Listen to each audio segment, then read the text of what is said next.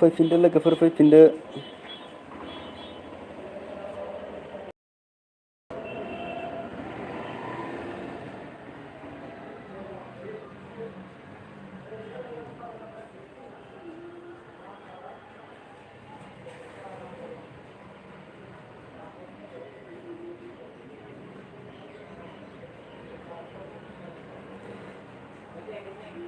अनसुमा Brahma hello दादा अनसुमा मा खबर? Hello friend good इभिनिं प्रफुल्ल ब्र हाउ आर इउ मा खबर? जेपि हाय मा खबर? आंनिया लाइभआ दानि माबा जादोंमोनलै ओंखाय आङो बेक जाफिन गाज्रि मोननाङा दै। अ जाबायना जायाखै ओंखामफोर? ओंखाम जाबायना जायाखै अनसुमा?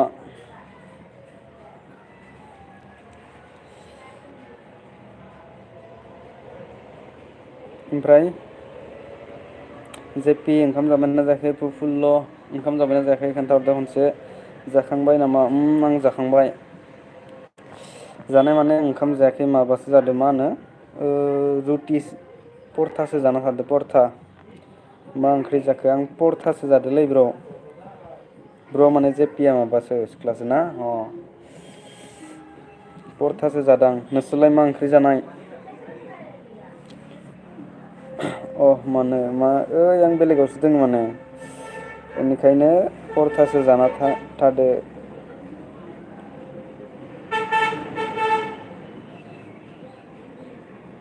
अनसुमाया मा जाखो? प्रफुल्ल मा जाखो?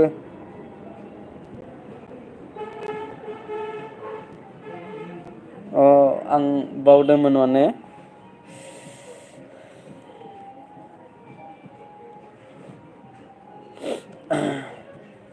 मा खालामो ओरैनो जेपिया? फरायो ना मा खालामो? आंनियाव सल' खोनादों नामालै?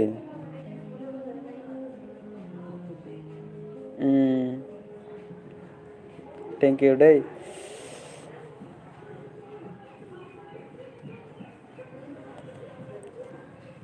बोरो माथो लोगोफोरानो थांजोब्बाय। आं हाबा जानायसोहाय ए।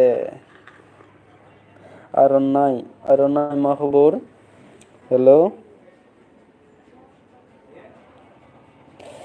माजो जानाय दानि खोन्थाहरदो खनसे। अबेनिमोन जेपिया आं बावगारबाय दै। आरो जेपिनि फुल मिनिं मा? आङो मा होनो आं हाबा जाथ'वाखै मा होनो आं दासो फरायबाय दङ। आं क'क्राझार मा जायगा जेपि?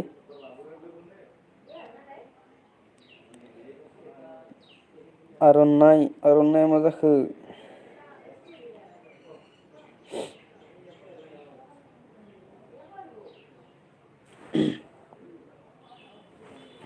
क'क्राझार मा जायगानि जाखो जेपिया? प्रफुल्ल'आ थांबाय नामा?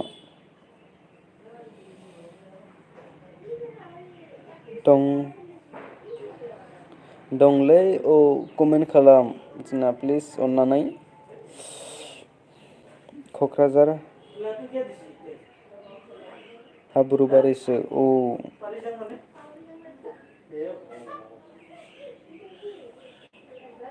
हाब्रुबारि क'क्राझार हाब्रुबारि। माजो जानाय जेपिया ओंखामा? साब्रै दङ। ओंखामा माजो जानाय जेपिया खोन्थाहरदो।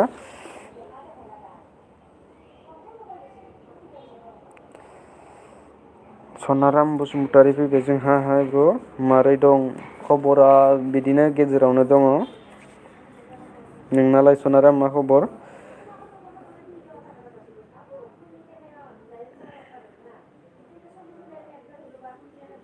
जाखांना प्रियांकाहाय माने बुजियासै आं। जाखांनानै प्रियांका ए मोजाङानो मोजाङानो। जोंना लाब्रासोहाय औ मोजां दै लाब्राबाबो। ओइ दिपालि मा खबर? खबरा दोङोलै गेजेरावनो लाइक होबाय दै थेंकिउ दै लाइक होनायनि थाखाय। मोजां ब्र अ माजों जाखो सनाराम था आं दसे थांथ'नोसै दै। मानो थांथ'नोसै दानो थांथ'नोसै होमबा दानो फैनानै दिपालि अननानो जइन मि दिपालि नै जोंना आर'नाइया वेलकाम खालामदों नोंखौ अननानै थांदो। जइन जाहैदो।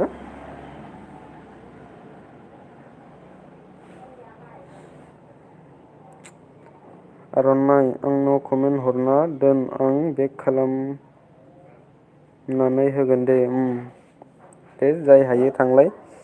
हेपि माने जाखां एन प्रियांका मोजां मोजां।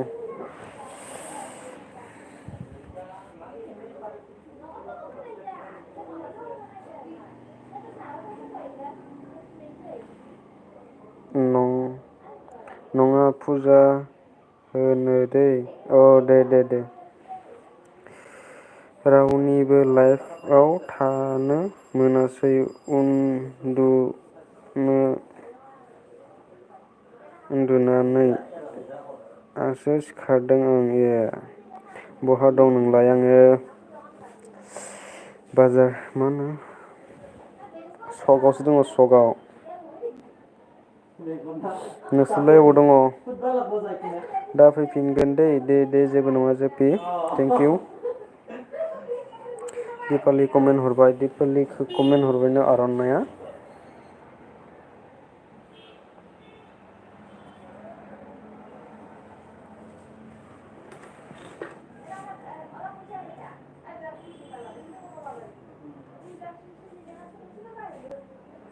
सनाराम आंनि लाइफआव फैयासै आरो सनारामा उन्दुलांदोनो उन्दुनानै थादोनो रावनिबो लाइफआव फैयासिनो नै दाबो साथाम साब्रै लाइफ फैलायबाय आं लाइफ फैनायखाय आं ओरैबा बायोमोन। बिखुंगुराबो लाइभ फैदो इथिं रिजु बाजैयाबो लाइभ फैलायबाय।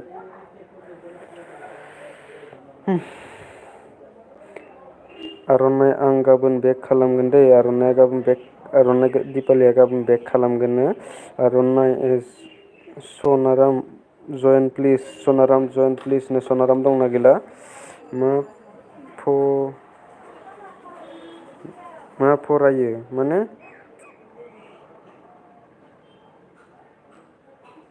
अके दे दे दे थेंकिउ। आर'नाइ अके दिपालि अके बिदिनो सापर्ट होलाय थांथ'बाय दे दे जेबो नङा जेपि फैफिनबानो जाबाय। जेबो नङा फैफिनबानो जाबाय। ओमफ्राय दिपालिया अबाव दङ ना लामायावसो बेरायहैखो? आंहा सोरबा लाइभ होबा आंबो फैया मानसिफोरा मानो फैना होयोबा बिदिनोलै आंबो लाइभ फैबाय आंबो बायो बिदिबा लाइभ फैनो माने चेक खालामग्रोनांगौ आं खनसे चेक खालामखायो दै लाइभ फैनो नागिरनायनि सिगां खनसे चेक खालामो सोरबाफोर लाइभ दोङो नामा होननानै ओमफ्राय सोरबा दोङोबा आं फैला आरो लाइभ फैनायदोनो जयेन जाबाय।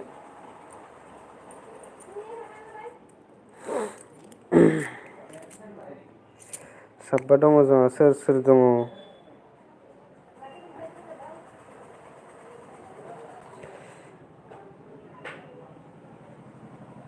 आङो माबा फरायबाय मा होनो बिए 5 सेमिस्टार जाना दङ दा ओमफ्राय एगजाम जासिगोन जोंना 22निफ्राय एगजाम जागोन जानुवारि 22निफ्राय एगजाम जासिगोन। अ थेंकिउ जानुवारि 22निफ्राय एगजाम जासिगोन आं रावनिबो भिडिअखौ नायनो मोननाय नंला। साननैसो एगजामा माब्ला जोबगोनबा बेखौ मिथिया दे आं नायाखै माने रुटिनखौनो मोजाङै नायाखै आं रुटिनखौनो मोजाङै नायाखै आङो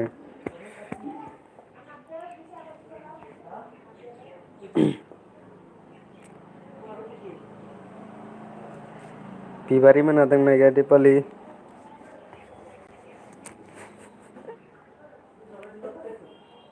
साथामल'लायसै नै जोंहा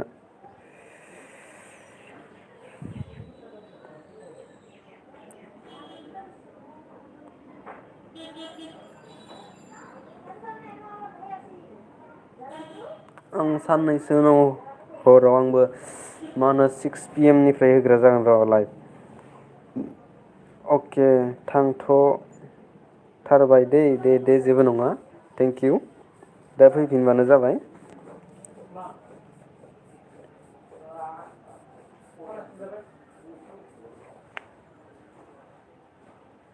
नै जामु दुजियाबो लाइभ फैलायबाय आं दोननोसै खोनालै ना दिपालि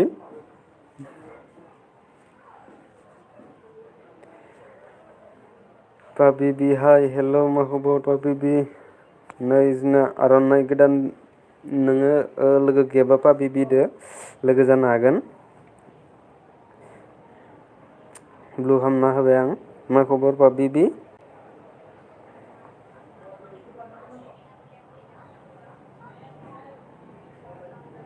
मोजां आदा औ मोजाङानो जानांगो दे ना नै पाबि जोंना माबा आर'नाइजों लोगो गैयाबा लोगो जा आर'नाइजों लोगो गैयाबा लोगो जाना होदो दिपालिया थांबाय नामा पाबिबि जइन मि जइन जालाय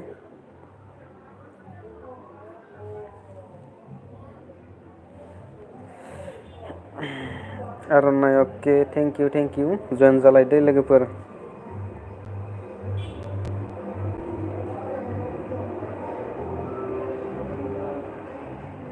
मट'जि अफिसियेलाबो लाइभ फैलायबाय दाना लै आंनियानोथ' दोननोसै खोनालै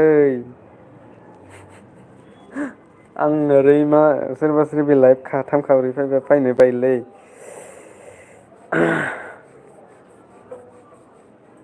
रिटार्नखौ उनावसो हरगोन दै पाबिबिया रिटार्नखौ उनावसो हरो आर'नाइया दोननाङालै थाबाय था नोंबो आं बायोलै माने सानै साब्रै लाइभ फैबाय आंदो दा साब्रै आं बिदिबा माने फैनो बायो आरो लाइभ इथिं रिजु बाजै दोङो रिजु बाजैयाबो फैदो इथिं मधुजि साराबो फैबाय ओमफ्राय बिखुंगुराबो फैबाय आरोबा दा सोर फैबावगोन पात्ता गैया आरोना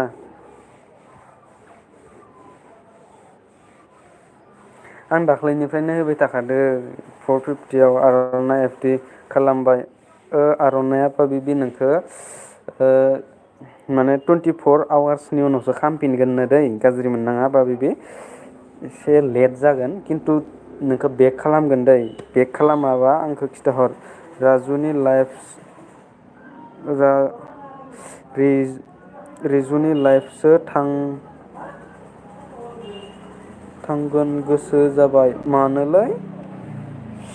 मानो थांनो गोसो जाखो आर'नाइया आंखौ गारनोसै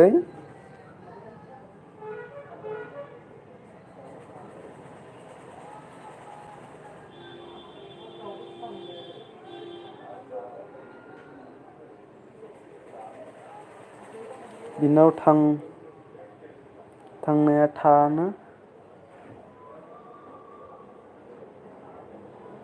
थानाया नोंनाव थागोन र' नंगौ नंनायालाय अके होमबाबो माने बोरैबा मोनो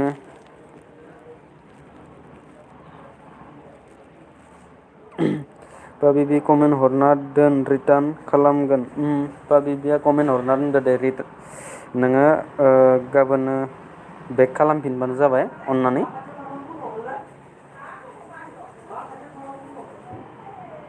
गाबोन बेक खालामफिनबानो जाबाय गावजों गाव सापर्ट होलायाबा जोंखौ सोर गोजौ दैखांनो लोगोफोर जों गावजों गाव सापर्ट होलाय होमबासो गोजौआव दावखोलांगोन।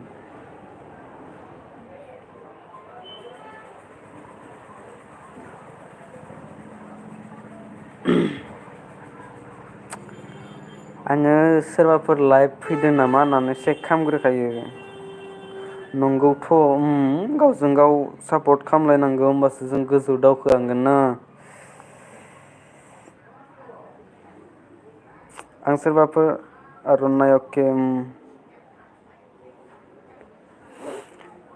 आं सोरबाफोर लाइभ फैनायनि सिगां चेक खालामखायो दै लाइभ सोरबाफोर लाइभ होदों नामा जोंनि लोगोफोरा ओमफ्राय सोरबाफोर आं दहायबो होनो नायदोंमोन दहायनो ओमफ्राय दिपालिया लाइभआव दंमोन नालाय ओमफ्राय होआसै ओमफ्राय दिपालिनि लाइभआवनो जयेन जाना थानायसै आरो।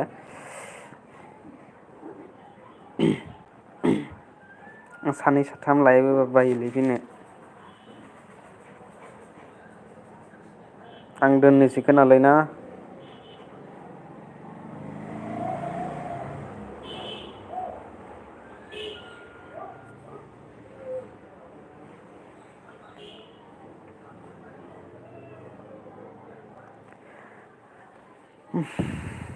दिपालिया थांबाय नामा?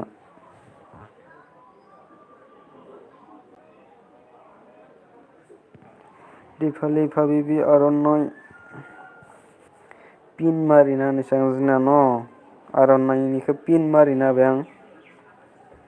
सोरबाफोर गोदान फैयोबा डाइरेक्ट नुखागोन आरोना।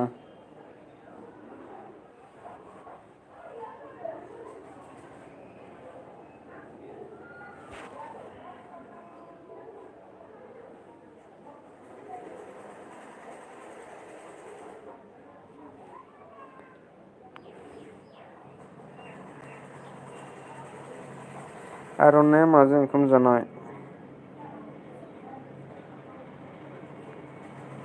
आर'नाइ माजों ओंखाम जानाय फुल भिडिअ वाच खालाम।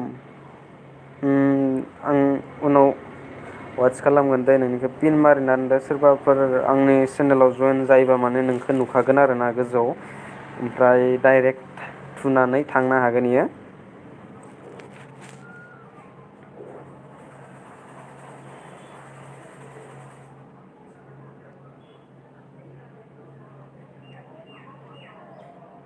आं लाइभ होथ'वाखै ब्र'।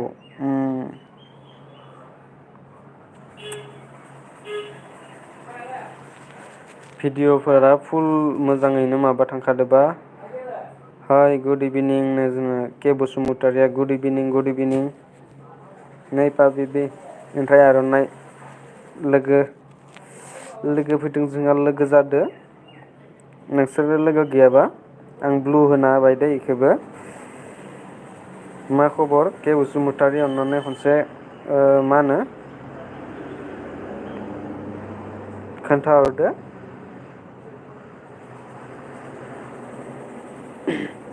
ओमफ्राय आर'नाइया बबेनि? आर'नाइया अबेनि जाखो?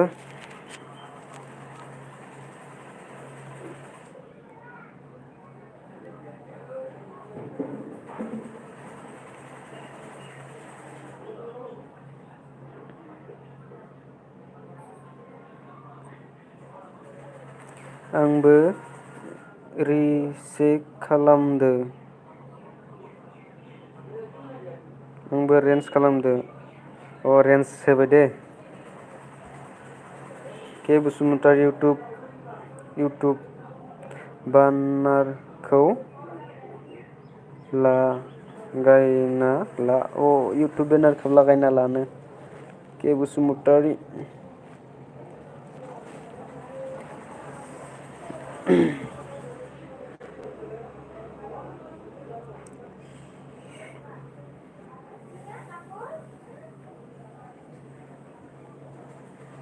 लोगोफोर नोंसोरो माबा मा होनो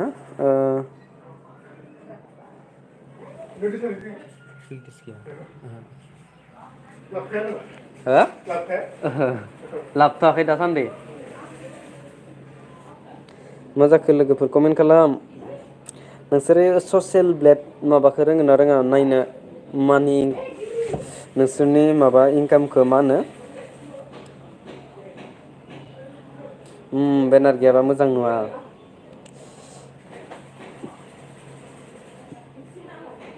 नोंसोरनि आर्निंखौ रोङो ना रोङा नायनो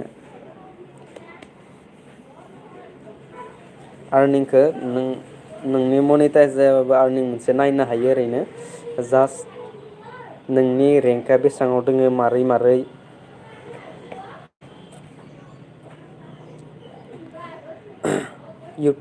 इउटुबनि माबाखौ माने मा होनो रेंकखौ नोंनि बि प्लास सि प्लास ओरै मायबा सिखौ नायनो रोंगोन ना रोङा नों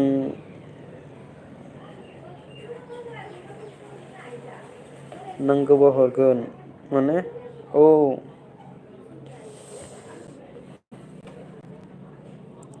लोगोफोर नायनो रोंगोन ना रोङा नोंसोरो इउटुब आर्निंखौ खोन्थाहरनाय खनसे रोङाबा आं लाइभआवनो खोन्थिनो हागोन माने खनसे ओरैनो मोजां ना ब्र' जयेन खालाम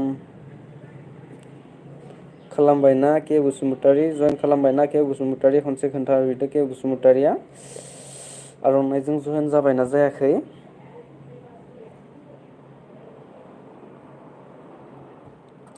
रोङा नायनो नामा नोंसोरो आर'नाइ के बसुमतारी पाबेबि ना स्पेसियेल भिडिअ लाबोनांगौ बेनि थाखाय स्पेसियेल भिडिअ लाबोनांगौबा ओहो रोङा नायनो औ नायगोन नामा नायगोन दा खोनथेलाय आदा औ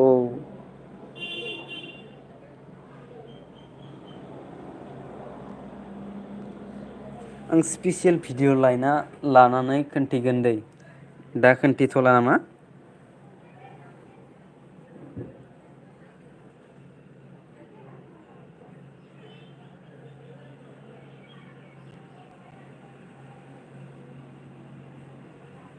आं आर'नाइजों जयेन जाबाय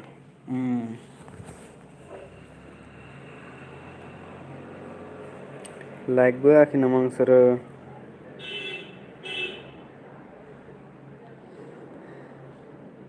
नायगोन ना स्पेसियेल भिडिअ लाबोनांगौ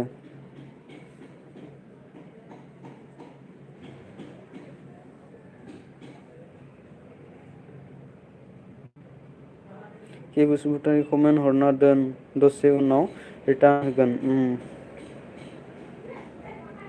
नायनो नामा नोंसोर आर'नाइ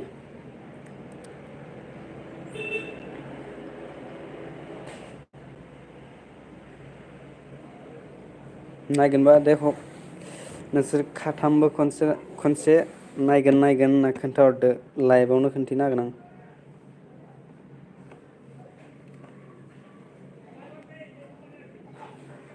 ना स्पेसियेल भिडिअ नांगौ आं स्पेसियेल भिडिअसो लाबोनो लुगैदों बेनि बागै नाङा औ दे जेबो नङा आं स्पेसियेल भिडिअ लाबोगोन दै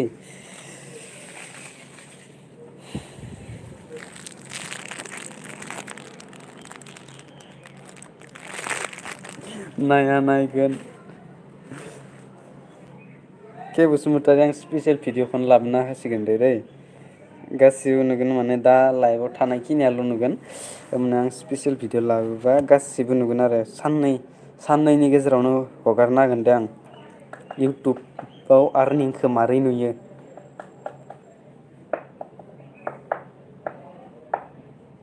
दे होमबा उनाव भिडिअ हगारदो उनाव भिडिअ हगारगोन बरियासो भिडिअ बानायनानै होगोन दे ब्र'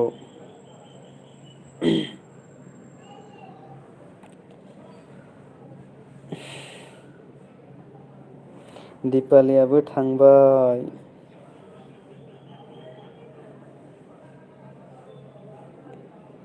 के बसुमतारिया अबेनिमोन खनसे खोन्थाहरनाय अननानै हायोबा ना खोन्थाखांबायमोनलै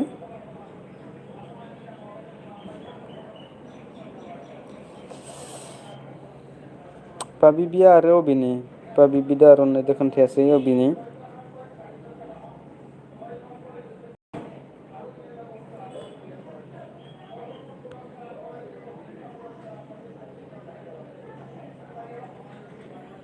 औ हाजोनि नामा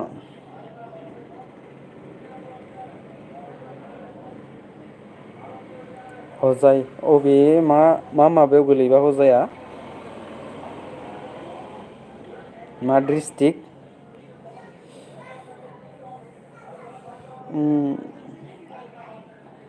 आं सनितपुरनि पि एस राङापारा होनो औ राङापारा जों सनितपुराव खनसे थांदोंमोनलै सनितपुरनि सनाय रुपायाव थांदोंमोन जोङो खनसे ओमफ्राय माबा कलेजनिफ्राय थांदोंमोन आरो कलेजनिफ्राय थांनानै जोंनिया लामाया नेसनेल पार्क दोङ ना जों माबा पार्कनो माबा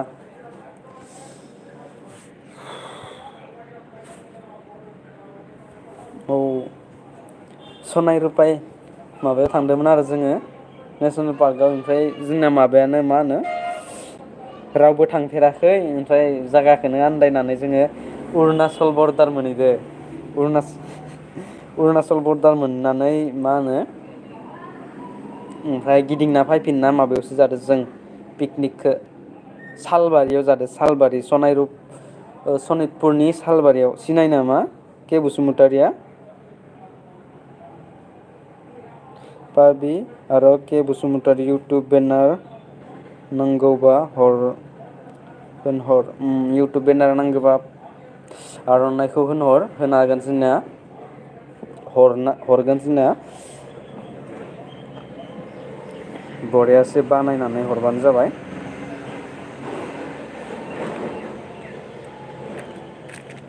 लोगोजों लोगो सापर्ट खालामलायनांगौलै होमबासो चेनेला जौगायो आंथ' गासैनिखौबो माबाखौ नायो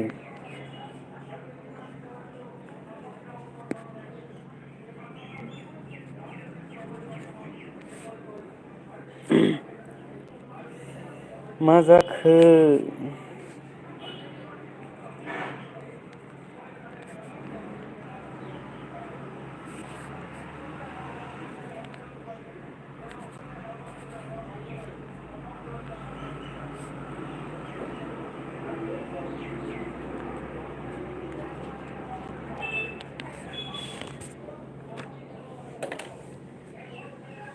औ थेंकिउ थेंकिउ थेंकिउ औ सिनायो ओमफ्राय जोंनिया गोजान जायो औ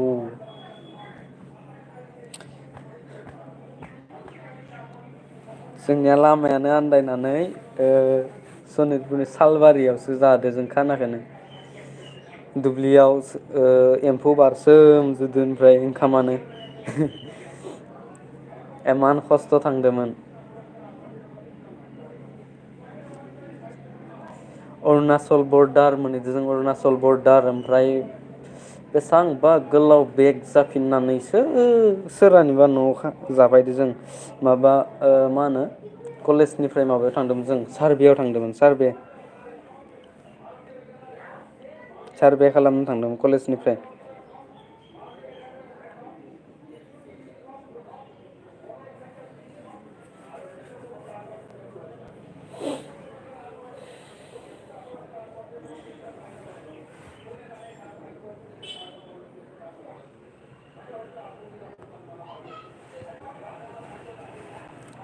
दोनथ'नोसै खोनालै न' लोगोफोर गाज्रि मोनना दै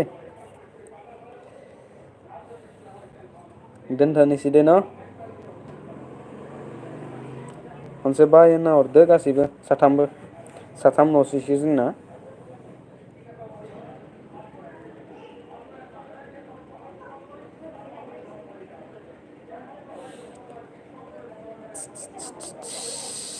अके बाय थेंकिउ दोनथ'नोसै न' के बसुमतारी बिबि दोनथ'नोसै दै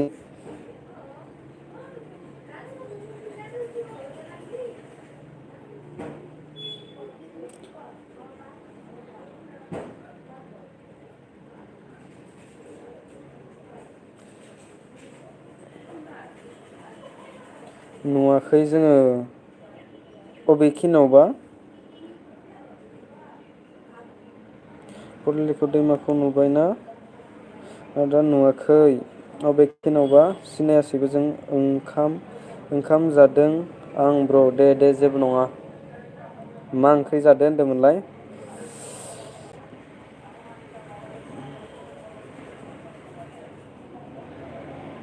thank you bye for today return होगोन दै बाय दे रिटार्न होलाय गासिबो बेक खालामलाय। दे बाय लोगोफोरनो थेंक इउ बिदिनो सापर्ट होलै बिदिनो सापर्ट होलायबाय था।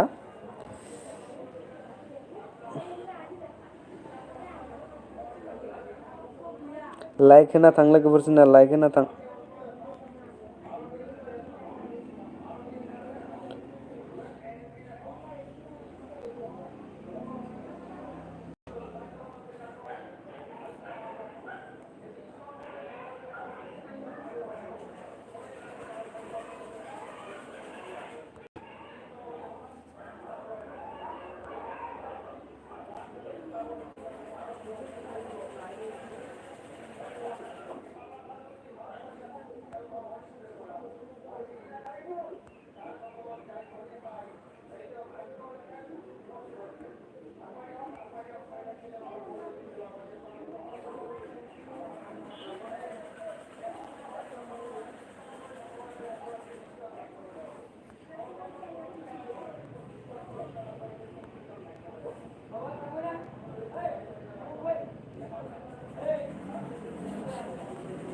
हादान फैदोंमोन जोंहा हादान ओइ मानसिफोरा माबा लाइभ फायसोदोंलै हादान आदा जोंना ओमफ्राय फैथ'ला आङो ओंखायनो